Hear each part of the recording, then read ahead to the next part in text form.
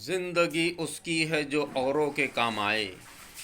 जिंदगी उसकी है जो औरों के काम आए। जलाओ ऐसी शम्मा रोशनी औरों के काम आए। मेरे आका सल्लल्लाहु ताला अलैहि वसल्लम के प्यारे दीवानों, दुनिया तरक्की की मंजिलें तय करती हुई ज्ञान और सभ्यता के दौर में दाखिल हो चुकी थी, परंतु लोग एकेश्वरवाद की शिक्षा को भुला चुके थे। उन्होंने एक ईश्वर के बदले अनेक ईश्वर बना लिए थे और बुतों को पूजने लगे थे। अरब के पूर्व में बसे ईरानी आग की पूजा किया करते थे। भारतवर्ष एक सुसंस्कृत देश था। भारतवासी एकेश्वरवाद की पक्षधर अपनी धार्मिक पुस्तक वेद को ईश्वाणी मानते हुए भी अनेक देवताओं के पुजारी थे। चीन और जापान में बौद्ध मत के मानने वाले अपने धर्म के संस्थापक ही को पूजने लगे थे।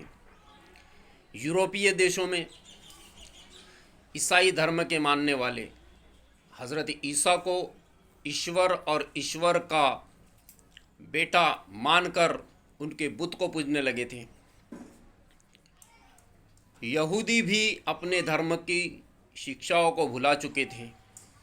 स्वयं अरब के लोग जानवरों सा जीवन व्यतीत कर रहे थे, कबीलों में बटे हुए थे, लूटपाट और मारपीट जिनका पेशा था। वे शिक्षाओं से दूर थे, लड़कियों को जिंदा दफन कर देते थे। ईश्वर के पैगंबर हज़रत इब्राहीम और हज़रत इस्माइल अलैहिस्सलाम ने मक्का में काबे का निर्माण इस उद्देश्य से किया था कि उसमें केवल एक ईश्वर की उपासना हो और वो सारी दुनिया में एकेश्वरवाद का केंद्र बने। मगर अफसोस कि उसी काबा में 360 बुतों की पूजा होने लगी थी।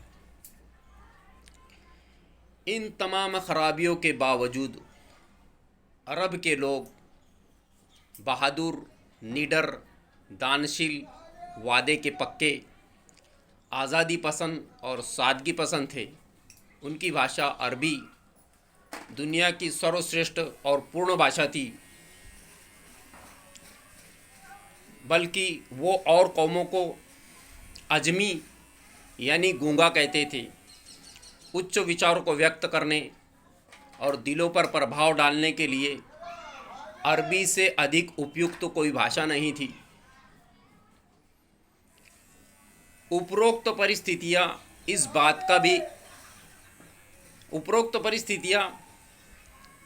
इस बात की अपेक्षा कर रही थी कि मानव को विनाश से बचाने के लिए फिर एक मार्गदर्शक भेजा जाए जो उन्हें इन विकृतियों से निकालकर सीधा सच्चा ईश्वरीय मार्ग दिखा सके। ईसाई, यहूदी और दुनिया भर की अन्य कौमें अपने धर्म की भविष्यवाणियों के अनुसार एक आखिरी पैगंबर का इंतज़ार भी कर रही थी।